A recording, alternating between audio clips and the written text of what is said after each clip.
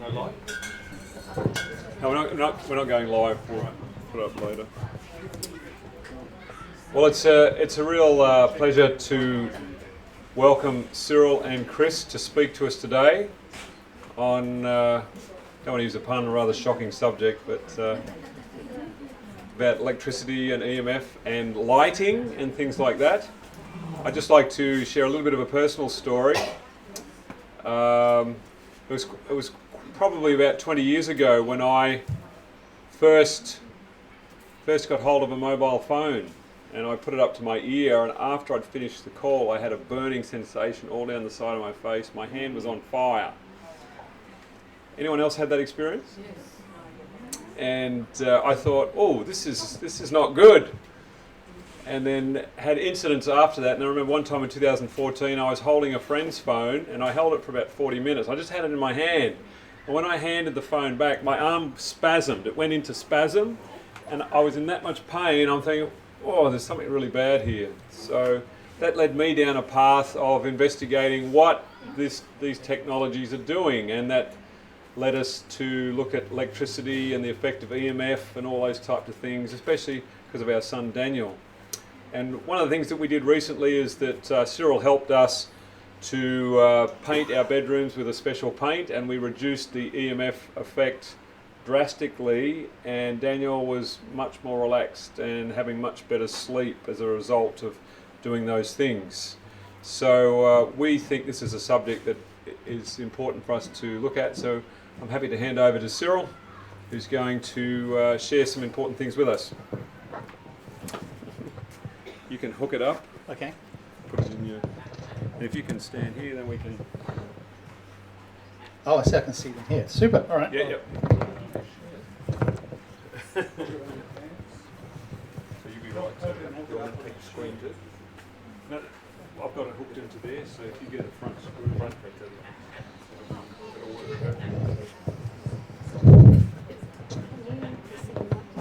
Good afternoon. Can you hear the microphone, or is it me overpowering it? No, we can. Super. We can hear you. Thanks very much. Cheers. I haven't. No, where's the clicker? Oh, there you go. Clicker. I've got a clicker. So, all right. Yeah. Good afternoon. I'm Cyril Bourke, and I'm here with Chris Henderson, my colleague. Very, very glad to have the opportunity to have a chat to you about what we do. Chris and I guess, what has it been? About 3 years? About 3 years or so. We've been a little road show. We performed at Woodford and all sorts of different places, many different country towns and different groups we've been to have a chat to about this particular topic of EMF, electromagnetic frequencies, or fields, as some people like to call it. So EMFs occur from everything. We generate EMFs, right? As living beings, we create EMFs. When a bee flies to a flower, there's a whole interaction of potentials, and they're electrical potentials. The flower actually puts out I think it's a positive charge, and it puts it intensely around where the petals are, and where the areas that the bees, it wants to draw the bee to.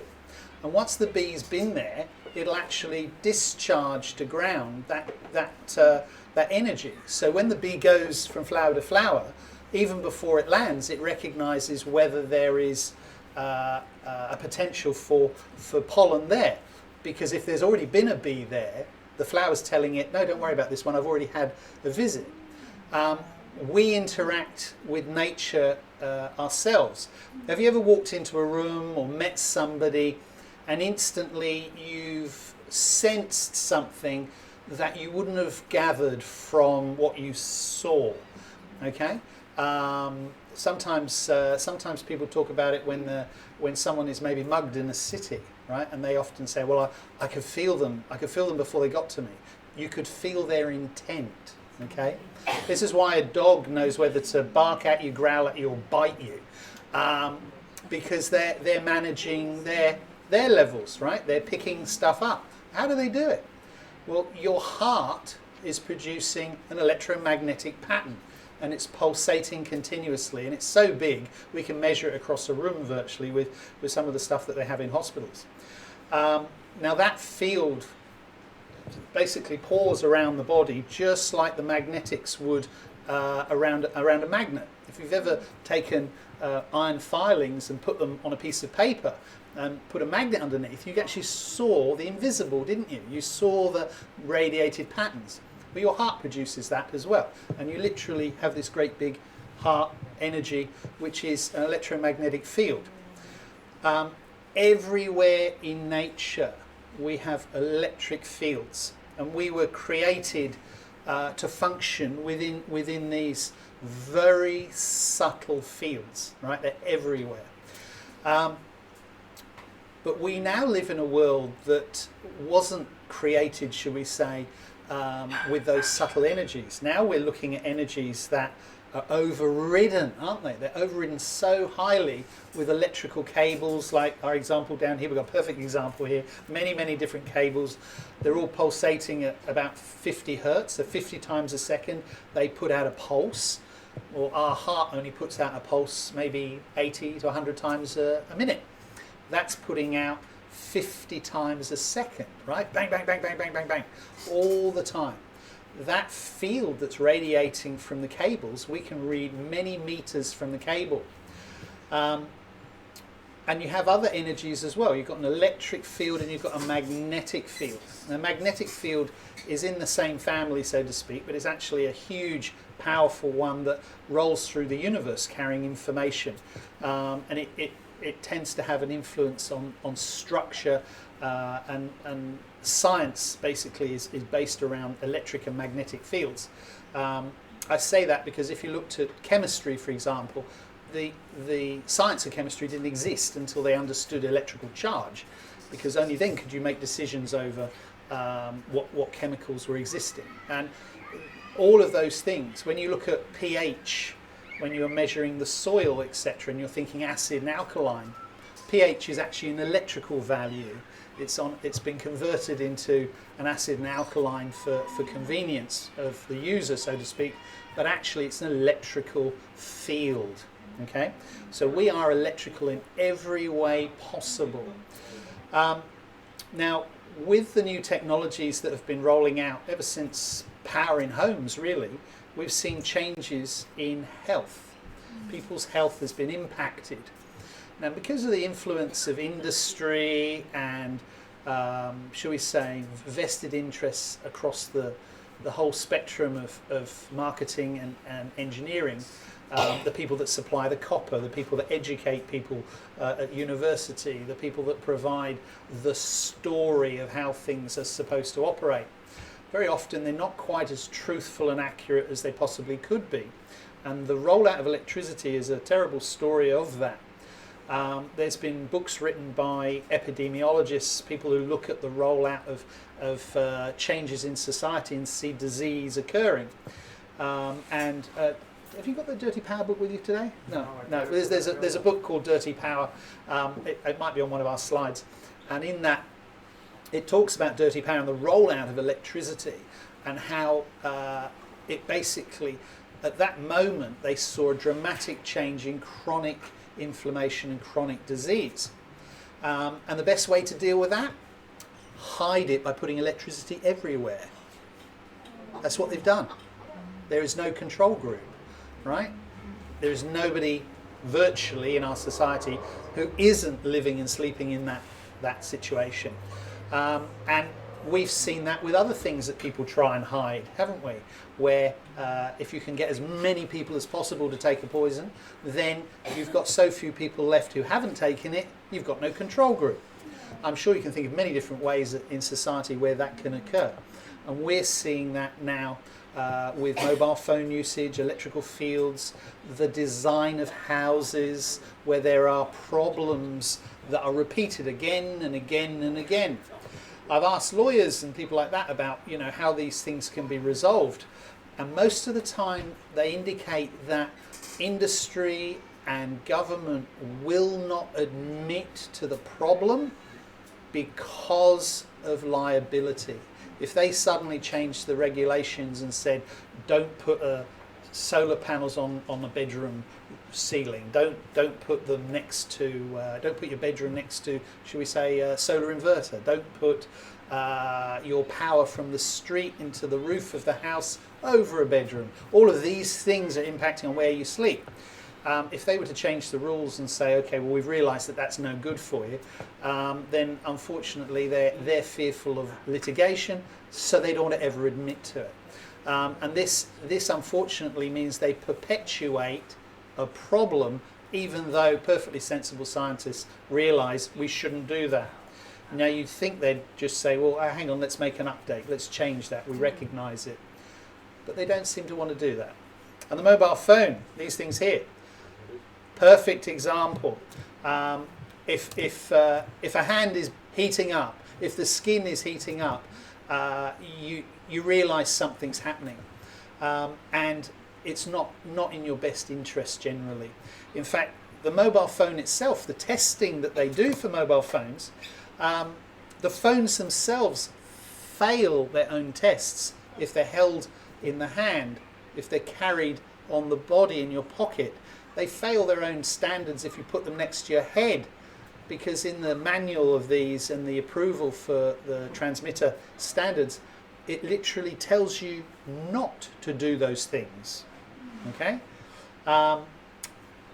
So there's a big issue there, because we watch the movies and we see adverts and we see what's common behaviour, and it is to hold them in our hand, to put them next to our head, to carry them in our pocket, and yet they're all the places that these phones literally are not licensed to go. They know that they will fail their own standards tests, which is pretty crazy when you think how they're designed and provided to the public in that manner. Let's work through some of these slides, and I can show you a few things of interest. Right, there's a couple of good books out there, and this one you can get in hardback. You can also get it on a PDF. I've seen it as down to as low as about $5 as a PDF on eBay. So if you find this book, it is very interesting, because it not only shows you what's actually happening with certain electronic and electrical rollouts of technology, but it also seems to show that when those new technologies are delivered, we seem to suffer global pandemics. All the way back 100 years or more, rollouts of health change has occurred every time we put a new technology out, whether it's global changes such as radar or AM transmissions of radio, or whether it's television rollout or the colour rollout or new satellite rollout or power overhead rollout. Each time we've seen changes in health which are totally in line with those new technologies. A very interesting book to have a look at. This book here, this one is a bit rare actually. In fact, I think we're the only people in the Southern Hemisphere that have it. It's printed in the UK. It's full of references related to hypersensitivity. That is basically where people start feeling sensations related to electrical fields, and where it starts to impact on the body. It has literally thousands of studies which are peer-reviewed and catalogued in here. So very often you might go to a doctor and say, oh, my fingers, every time I pick up the phone, my fingers are tingling. And almost to a doctor, they'll all say, no, don't know anything about it, it's not real, you need some antidepressants, or something similar. They try and tell you that it's got nothing to do with the technology. And that's ignorance, just pure ignorance, because they're only trained to deliver pharmacy, right? That's their role. In the past, we may have categorised doctors as something else, but no, not now. That is their delivery process. That's what they do. So resolving the issue is very seldom their interest.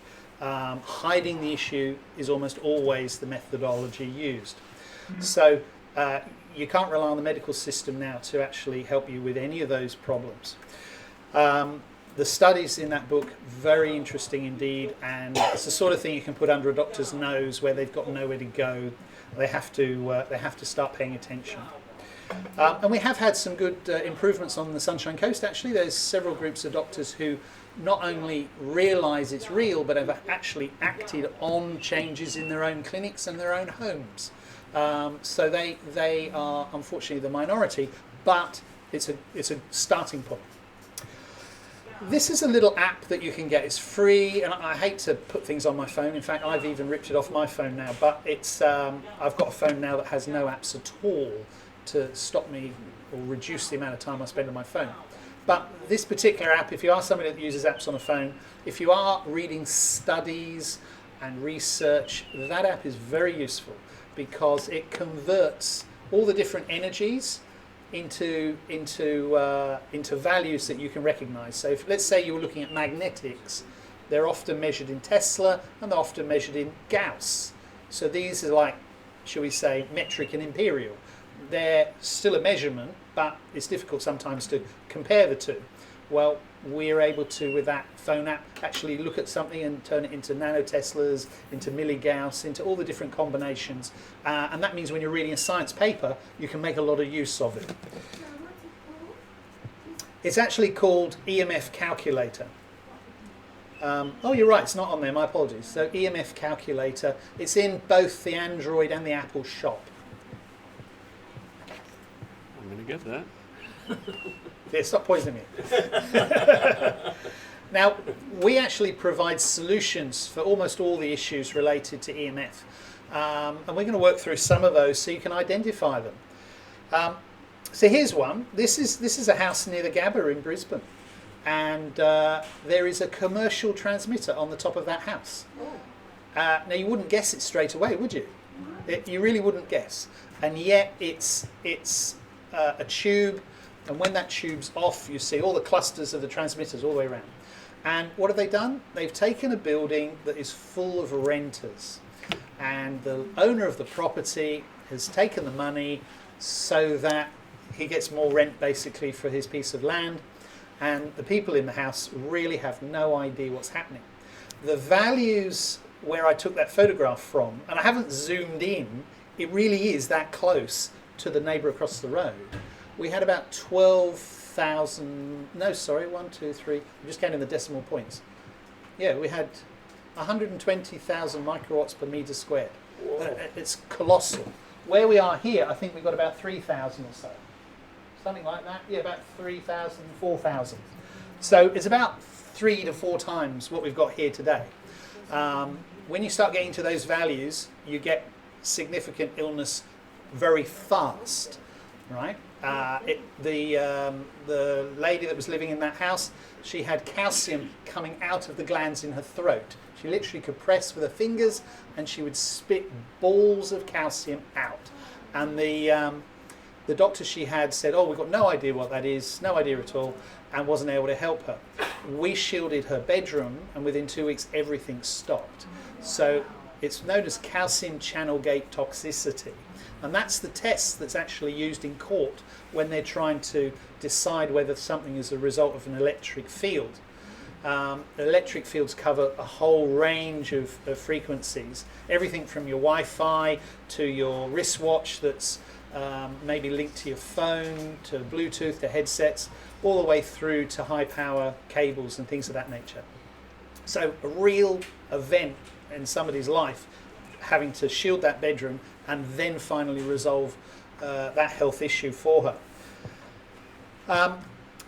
Often one of the problems with EMF is that there's such a variety of reactions and symptoms that people are not aware that the whole myriad of symptoms could be attributed to it. Depending on your makeup, your background, your energy levels, your health, you could have any form of symptom virtually, and it could all be from one source, as in electric fields, etc., or magnetics. So everything from headaches, nausea, all the way through to skin lesions, irritations on the skin, anxiety, sleeping issues, all sorts of things. So it's very hard to say it's this. If we all went bright green or blue, then people get, oh, that's EMF poisoning. But it's not. It's a little bit trickier than that. It occurs in the body in many different ways. Now, this Dr. Russell Cooper, he's done some really good work in the EMF world. There's some great videos of him on YouTube, and I recommend finding some of those. He's done some great talks. In fact, even Chris and I have actually done talks where he's presented to the same groups, those medical groups, etc. So it's nice that he interacts with the general public away from conferences. But he was able to prove clinically, using calcium channel gate toxicity testing, that a particular professor, I think it was Alexander MacDonald, working for the CSIRO, which oddly enough are the people that designed Wi-Fi, from what I hear. So he was unable to continue working for the CSIRO, very affected by EMF, electric fields, etc., to the point he couldn't even type on his own computer, and they had to have staff provide typing services to him. Now, eventually he ended up having to take the CSIRO to court over the situation of not being able to work, and they won the case. Now, they won the case with the science of Dr. Russell Cooper proving calcium channel gate toxicity was the cause, caused by electric fields. And within 2 years of doing that, Lloyd's of London actually changed the insurance for everybody globally. They got together with all the other insurers globally, and they did a thing called Exclusion 32. Right? The insurance companies know what's going on because they took away non-ionizing radiation from insurance globally. So let's say you work for a company and they give you a phone and they don't give you a briefing and tell you don't put it next to your head, don't put it in your pocket, don't have it next to your bed. If they don't tell you all these things, if you don't have some form of controlled education, you could use it randomly, as the general public do, putting yourself at risk. And now they, the providers of the phone, are responsible for the outcome if they've neglected to educate you.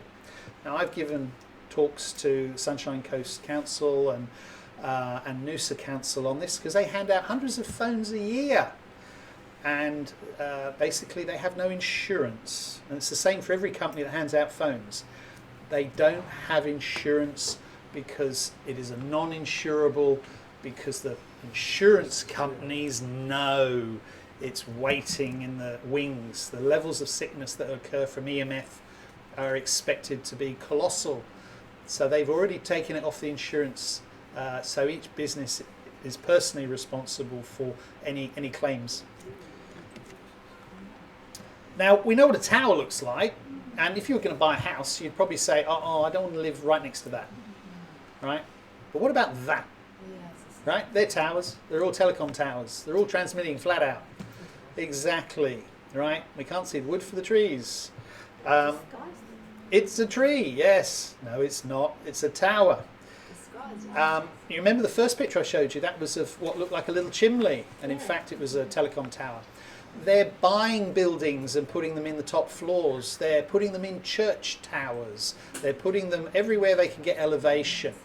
At the moment, Victoria's rolling out 35,000 5G transmitters that they're going to put on every fifth power pole in the street.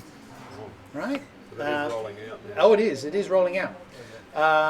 They plan to do the same here in Queensland. They're basically going to try and put it everywhere you've got a power pole and create this massive network. Any time frame for Queensland, Cyril? Look, they tried to start it 2 years ago, and due to the local sort of situation with employment and rollouts, they've held it back. Victoria actually have restarted it, so Queensland hasn't restarted properly yet. But it's there. Everything's there. Now, this is a typical home. More and more and more people encouraged to have smart devices. and they're sold the idea because they monitor power usage, or they can check how much yogurt you've got in the fridge and then text you while you're at the shops, and whatever. They got all this technology that they're building into everything, and really we're just another part of that network. They've even made clothing which actually will interlink with the smart web. Eventually they'll find a way of linking us to it so they can track us. Now, here you go. This is an Ethernet cable, and this is the fastest way to get internet. Plug it in. Yeah. Wi-Fi is not the answer. Wi-Fi is very slow in comparison to these old blue cables. So really have a think about how you use Wi-Fi in your house, because the box itself is not Wi-Fi. The box is a router. And on the back of it, normally there's a button that says Wi-Fi, and you can turn it off. That means the router still works, you still get your internet, you can plug into your computer, you can distribute it around your house, but you're not filling your home with this continuous transmission. And if you are going to use the Wi-Fi, please try and understand it. If you plug your laptop in and check the settings, and I mean the settings are visible through your laptop. At the back of your router, it normally has a number, like 198.154.15.1, something like that, right?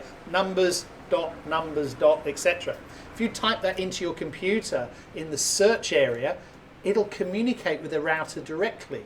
You can go into the settings and then put in and the instructions are on the back of your router, okay? So you won't have to remember this, just turn it around and have a look.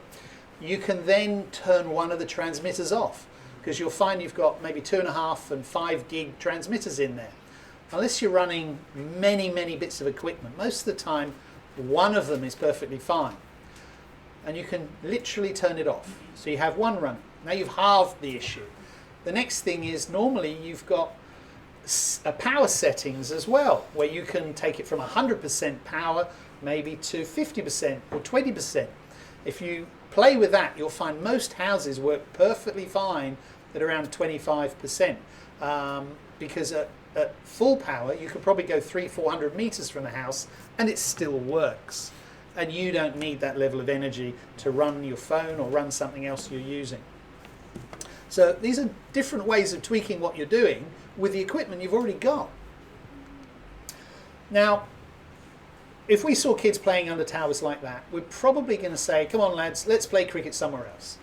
Now, we might not really understand why, but we're still going, got a bad feeling about it, let's play somewhere else. Is it the crisp sound in the air? You can hear the static. There'd be some energy sense that you'll go, I just want to be somewhere else. They produce a large electric field and they produce a large magnetic field. So you don't want to ever live under one. Now, how do you see this house? I'll give you a little example. This house is lethal. Let me walk you through it. Do you see that line coming in at the top? I've highlighted it with some red so you can see. That's the power coming into normally comes to the apex of the house. In this case, it's come to the corner of the house. So that's feeding the house. Now, the electricians, when they lay it, they don't just do a neat line and go to the power box on the side. They normally lay a few meters on the ceiling in the loft area, and it gives them something to work with, and then it goes down the wall, and then eventually goes into the junction box. Well, those two windows you can see are either side of the main bedroom. Okay, now 220, 240 volts supply at 50 hertz radiates around 3.5 meters from the cable, which means we literally are walking in and out of an electric field. If you go to PubMed, right, which is a government peer-reviewed medical database, and you put in 50 hertz and EPV, the Epstein-Barr virus or Epstein papillomavirus, whatever, EPV I think it is. If you ECBV, yeah, that's it. EPV. There you go. So if you put that in, you'll find that they found a direct link between Epstein-Barr virus and 50 hertz supply. It's induced into the body through the 50 hertz. And you sleep that far from it.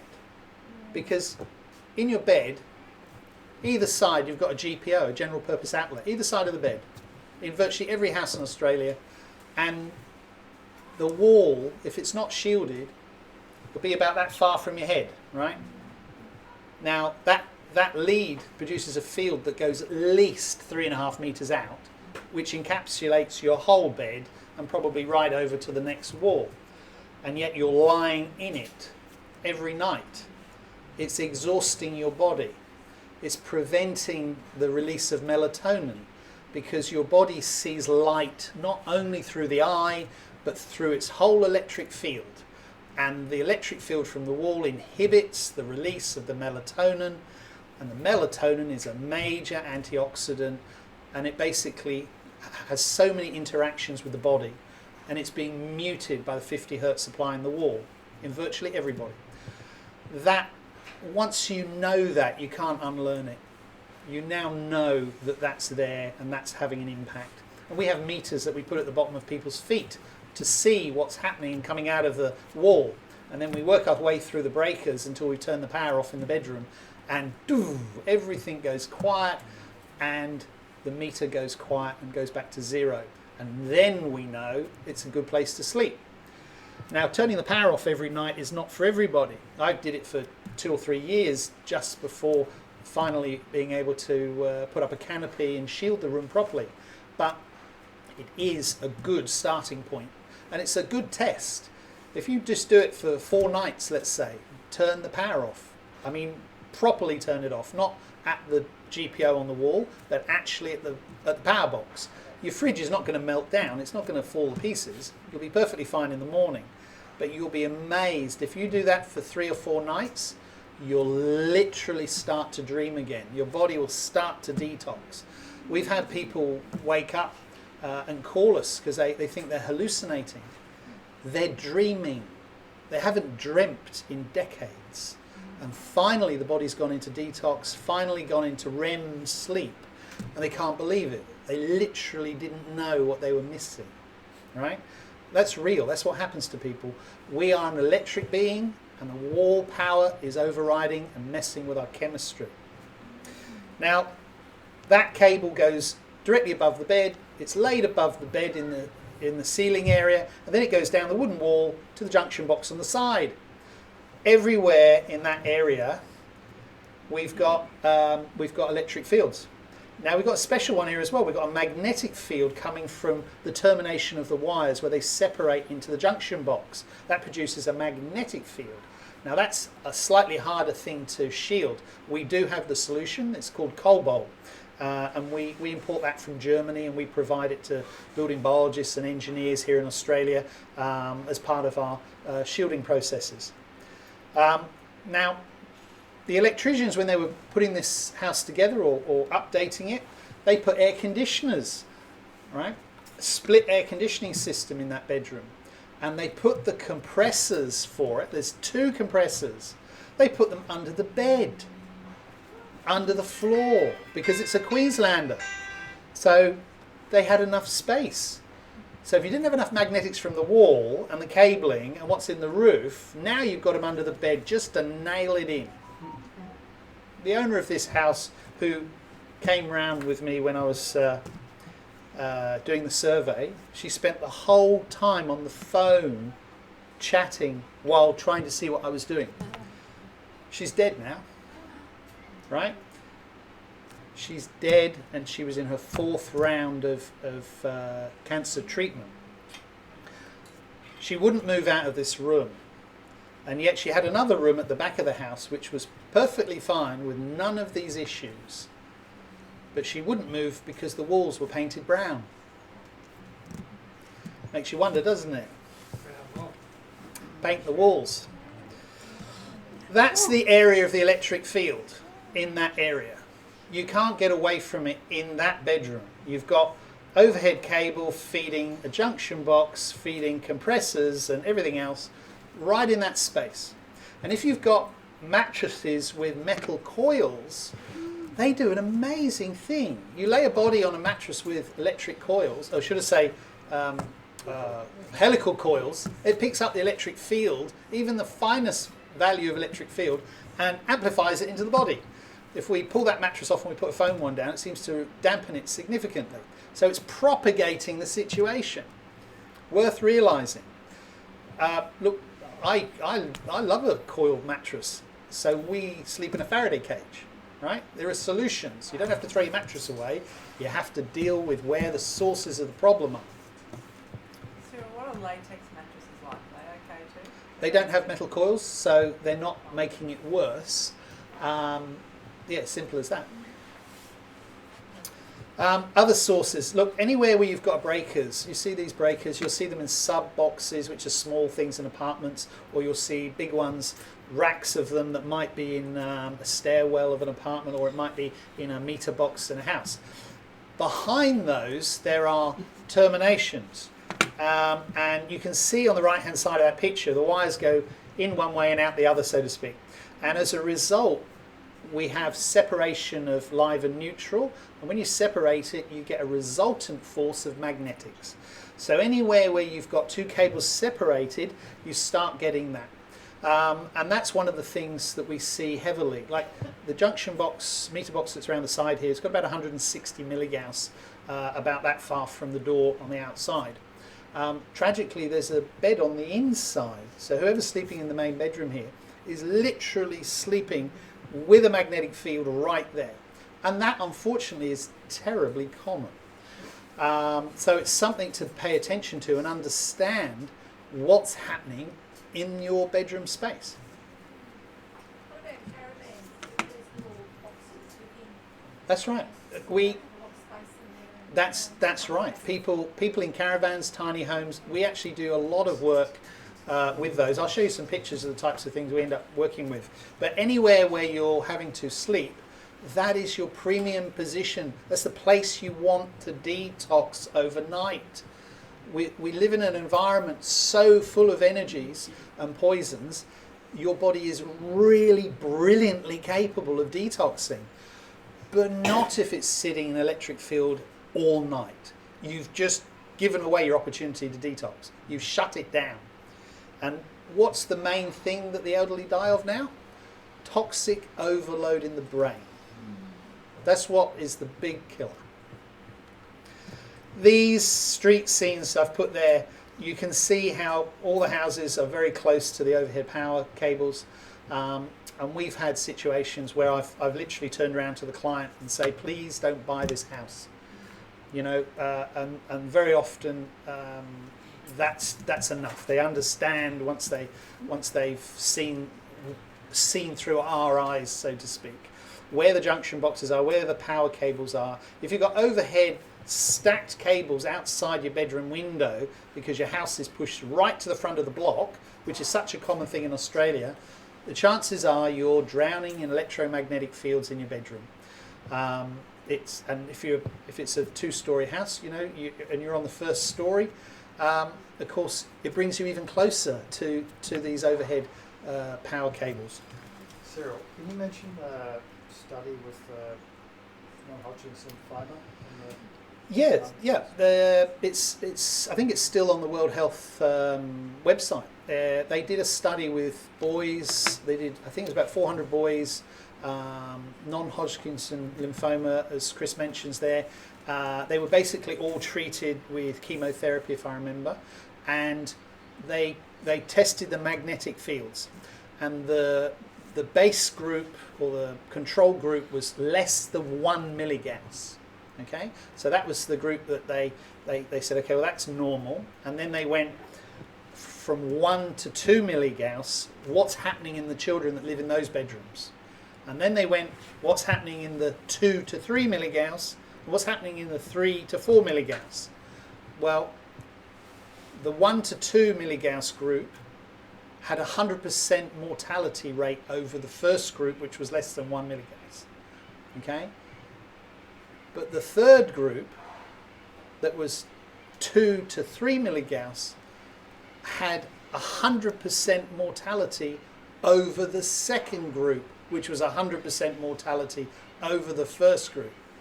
And they had the same fold increase for the other group up to 4 milligauss. As I said, that means that one at the back there is producing 160 milligauss, that far from the box. At 4 milligauss, you've got a 4-fold increase from what we were taking as normal. They're diabolical values when you look at them related to health in that particular control group. Diabolical.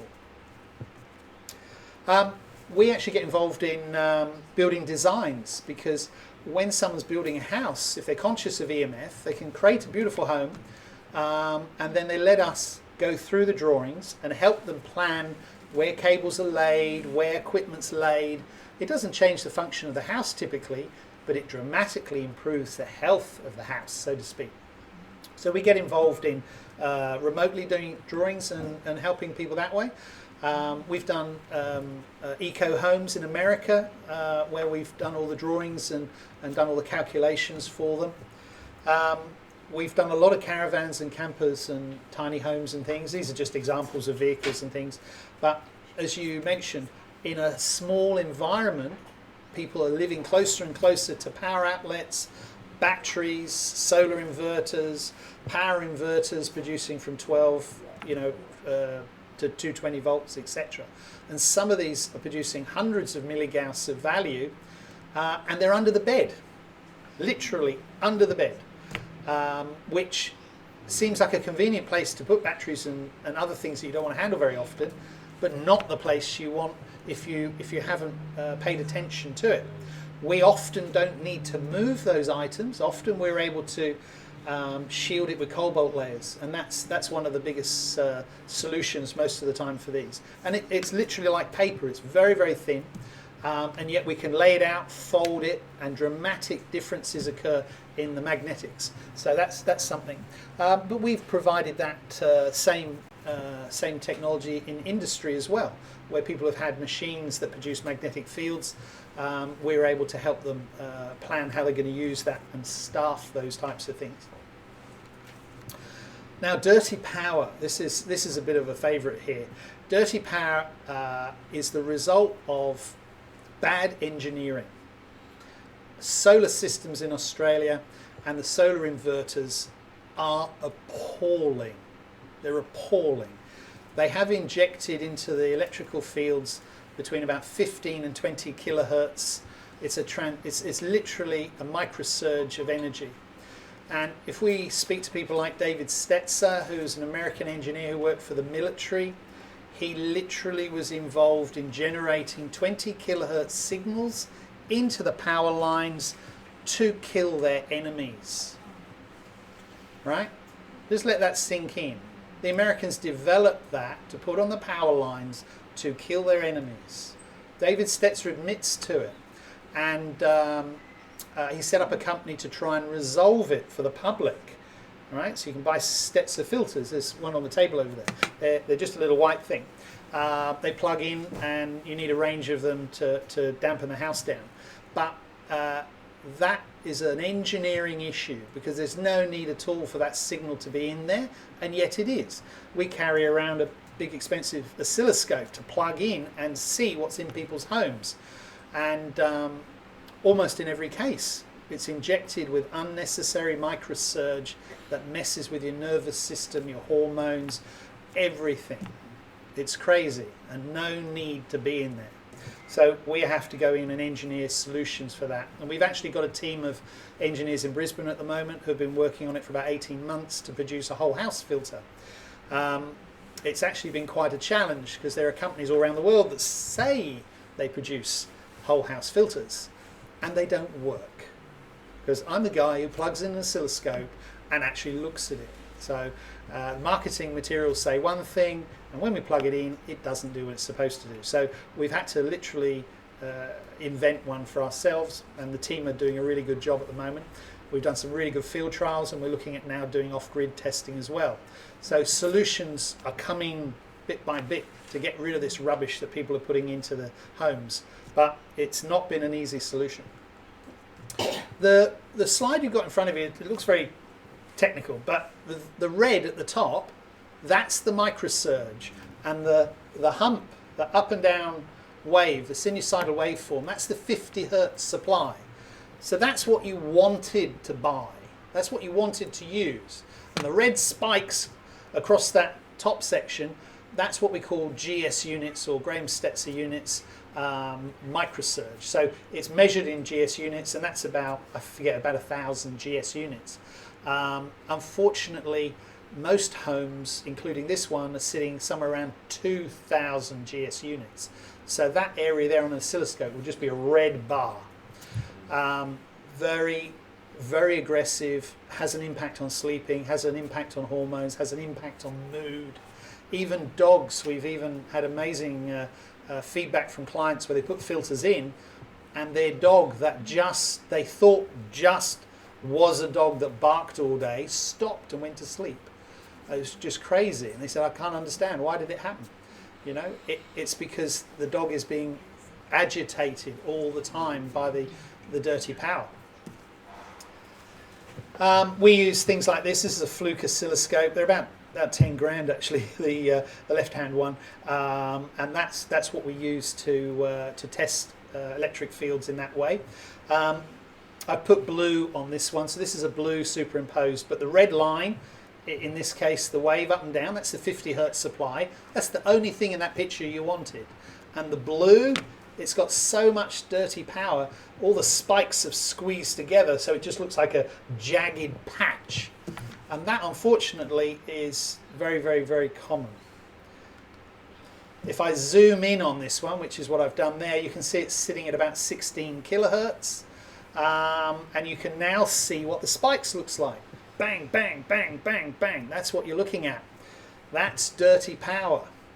And please don't believe the solar companies when they sell you an inverter and they swear blind it's a pure sine wave.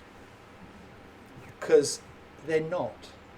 All you have to do is put an oscilloscope on them and you'll see the truth. That's what a Stetzer filter looks like, and very, very simple. But one is not enough. Okay, if you've got very bad dirty power, you can't put one in and hope to deal with it. You actually need basically to treat the whole live neutral ring of the house and work your way through it to try and reduce that.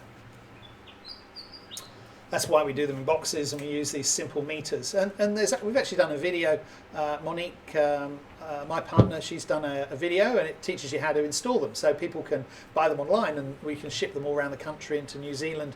And then they do those tests and resolve the issue themselves, which is great.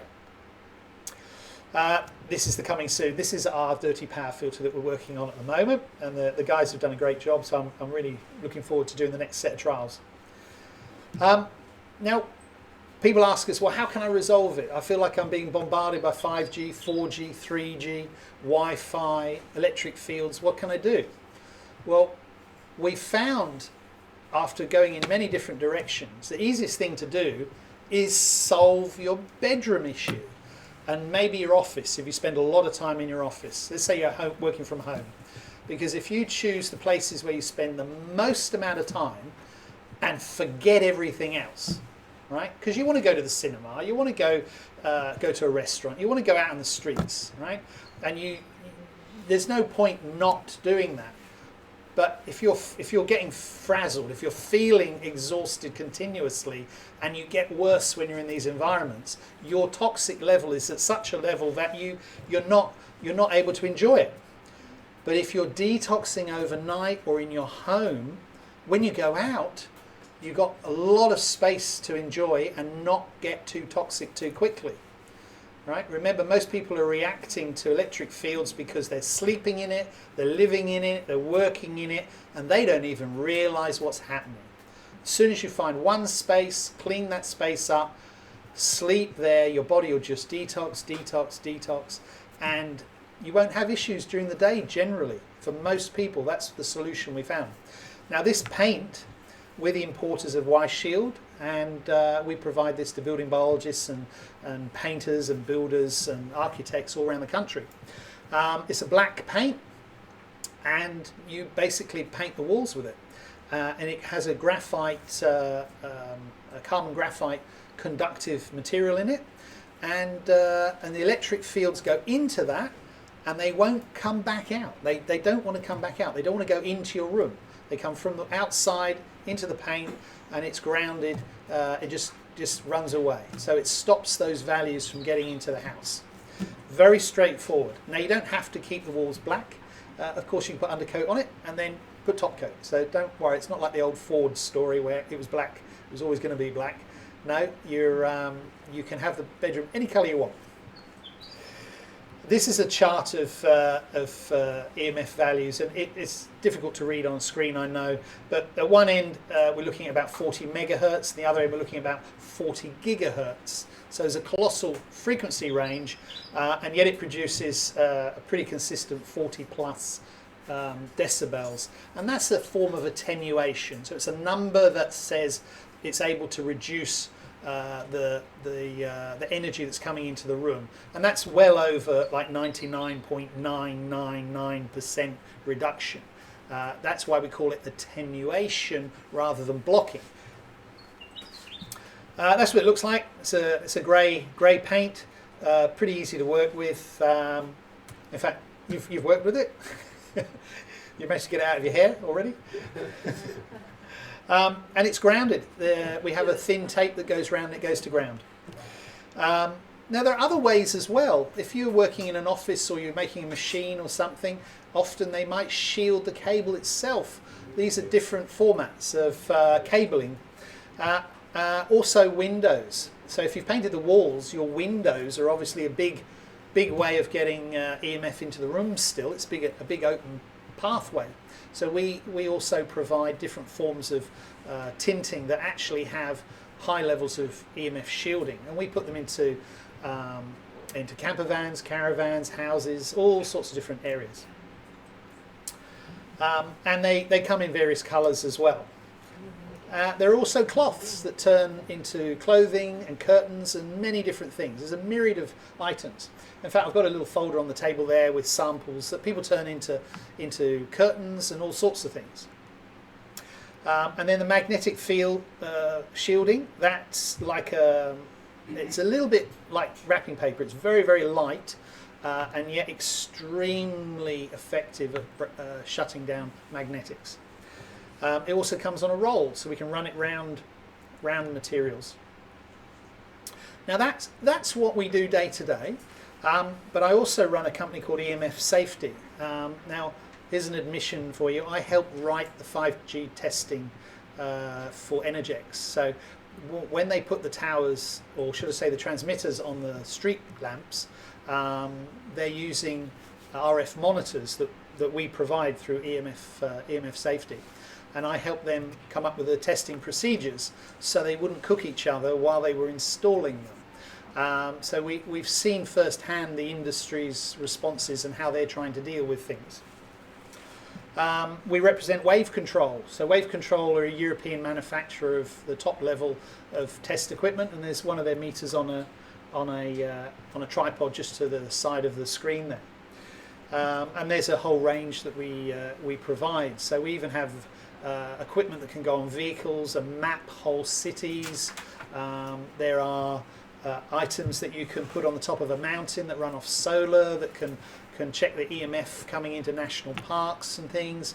There's equipment there that we use in labs like Nokia in Sydney. They've got test equipment there, and they've got automated production lines. So there's nobody there most of the time, and they've got test equipment in there that can monitor it, etc. So there's lots of different ways of dealing with things in the workplace, and that's one of the things we specialise in.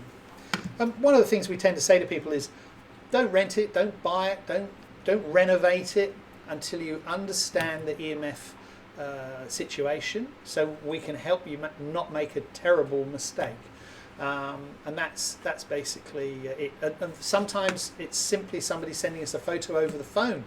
Or sending it on the computer, and we can go, okay, I can see what you're looking at, we suggest you do this or that, and we can help people in many ways. Pre-purchases of houses, as well as whether people are renovating and they just want to not make any more mistakes and deal with their bedrooms or things like this. So we work through a whole myriad of things there. Now that's roughly what I get up to. Now EMF, electromagnetic frequencies, isn't just man-made stuff. As I said before, bees and the heart, they all produce it. But light is an EMF. Okay, and the body receives that through the eyes, through the skin, through the electric field of the body. There's an interaction. So that's another form of EMF that Christopher has really been looking at from a health point of view. And I'll hand over to Chris and let him walk you through where that EMF has a dramatic impact on you. We'll have a 10-minute break. Yeah, we'll give you a 10-minute break while Chris sets up. Oh yeah, Yes, certainly. You said about the overhead towers. What difference does it make with the underground tower? Well, most of the time, the underground cable, live and neutral, are right next to each other. And based on Lenz's law of electrons, right, the path, so to speak, is that way, and the field wraps around, has a spherical activity. And when you've got two cables going in opposition, which is what the 50 hertz is, 50th of a second it goes one way and 50th of a second it goes another, they neutralise the magnetic field in the underground cable. But in the overhead cable, they're separated, right? So Lenz's law, it can't neutralise either way. So you get a resultant force of a magnetic field. They tend to radiate a pretty good pattern for about 8 metres.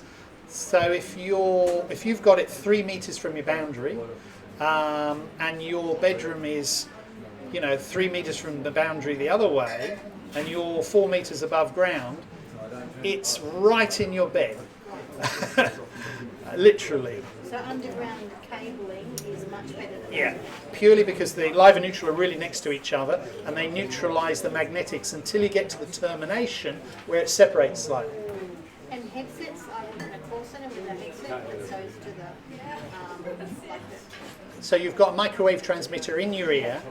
Yeah, so is that sort of like the EMF fields and all those sort of things? it's a microwave transmitter in your head. Yeah. Thanks very much. Right. Any other questions, by the way? Yeah. micro inverters sit straight under panels individually. Do you have any of those in Australia? Do they stop?